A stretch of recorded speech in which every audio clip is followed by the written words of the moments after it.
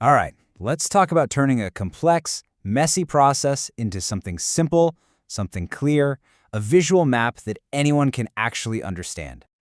I mean, have you ever tried to assemble some of that flat pack furniture? Or maybe follow a new recipe? You know that feeling, right? You're just staring at this page of instructions, completely lost, trying to figure out what comes first, what depends on what, and you just feel stuck.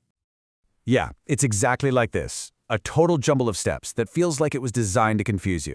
It's pure information overload, and it makes a simple task feel completely impossible. Seriously, there has to be a better way, right? Well, the good news is there is. There's this incredibly powerful tool that's designed for this exact problem, to prevent this kind of chaos by, you guessed it, drawing a clear map of the entire process. So, an activity diagram is basically a map for a process. It literally shows you the start, the end, and every single possible path in between.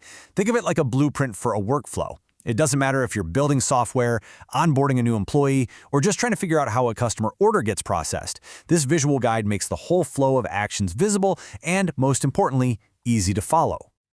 Okay, so let's dive in. What are we actually mapping out here? In short, we're mapping a workflow, a sequence of actions that takes you from the very beginning to the very end. Right, so at its core, an activity diagram models the flow of control from one activity to the next. And here's the key thing. This isn't just for software engineers. An activity diagram can visualize any sequence of tasks. Think about it. Registering for an online course? That's a workflow. Fulfilling an order from your website? Yep, that's a workflow too. They're all about bringing clarity to any process that has steps. So at its absolute simplest, a workflow is just a straight line. You have a clear starting point, you do a few things in order, like data entry, then processing, then generating an output, and you reach a clear endpoint. Super straightforward, super easy to follow. But life is rarely that simple, right? To read any map, you've got to know what the symbols on the legend mean. So let's get into the basic building blocks, the language, if you will, of an activity diagram. And honestly, it's pretty intuitive. That solid black circle, that's your initial node, your starting point. The one that looks like a bullseye, that's your final node, where it all ends. Each of those rounded boxes is an action node. That's a task, a step, something that needs to get done. And the arrows, well, they're just transitions, pointing the way to the next step. Simple as that. Okay, so we've got the basics down. But what happens when the process isn't just a straight line? I mean, real life is full of choices, right?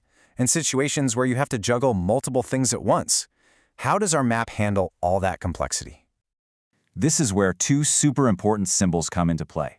On the one hand, you have the decision node, that diamond shape. Think of it as a fork in the road where you have to choose one path. It's an if-else moment. Then, on the other hand, you've got the fork node, that thick black bar. This is totally different. It tells you to follow all paths at the same time. This is where things get really powerful. So, let's break down the decision node first. It's that diamond shape, and it basically asks a question in your process. It splits the flow into a bunch of different paths, but here's the catch. They're mutually exclusive. Each path has what's called a guard condition, and you can only go down the path where that condition is true. Here's a perfect example. Booking a flight. The process hits a decision point. Did the passenger book economy or business? See those conditions in the brackets? If the condition, booked economy class, is true, the workflow sends you down the path where the baggage allowance is 30 kilograms. If booked business class is true, you go down the other path for a 40-kilogram allowance. You can't do both. It's one or the other.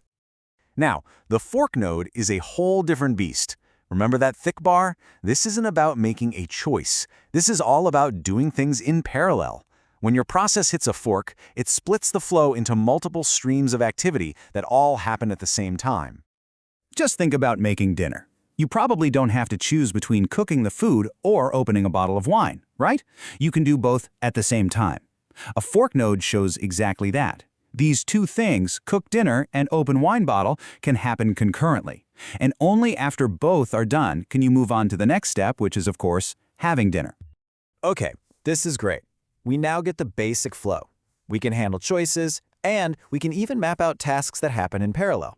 But in any real-world process, it's not just one person doing everything, is it? You have multiple people, different teams, maybe even different systems involved. So how do we show who is responsible for what? The answer is something called swim lanes, and the name is absolutely perfect. Just think about a swimming pool. The lanes keep all the swimmers organized and in their own space. It's the same idea here. These are partitions on the diagram that group actions by the person, department, or a system that's responsible for them. Suddenly, it's crystal clear who does what. Let's look at how this pulls the whole picture together. In this software development example, you've got 3 swim lanes: project manager, UI engineer, and client. You can instantly see the handoffs. The flow starts in the project manager's lane with gather requirements. Then it moves over to the UI engineer to develop prototype. Then it goes back to the PM, then over to the client for feedback. You see? There is absolutely zero confusion about who is supposed to be doing what and when. So, we've built our map, we know the symbols, we know how to handle choices and parallel tasks, and we've even organized it by who does what. But why go to all this trouble? What's the big deal? Why does this map really matter? Well, it really comes down to a few massive benefits. Let's quickly run through the biggest reasons why these diagrams are so useful. For starters, they are fantastic for modeling entire business processes from start to finish.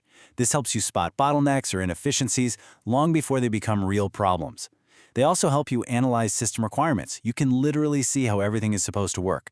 They're also a lifesaver for making sense of really complex situations with lots of parallel activities, so nothing gets dropped.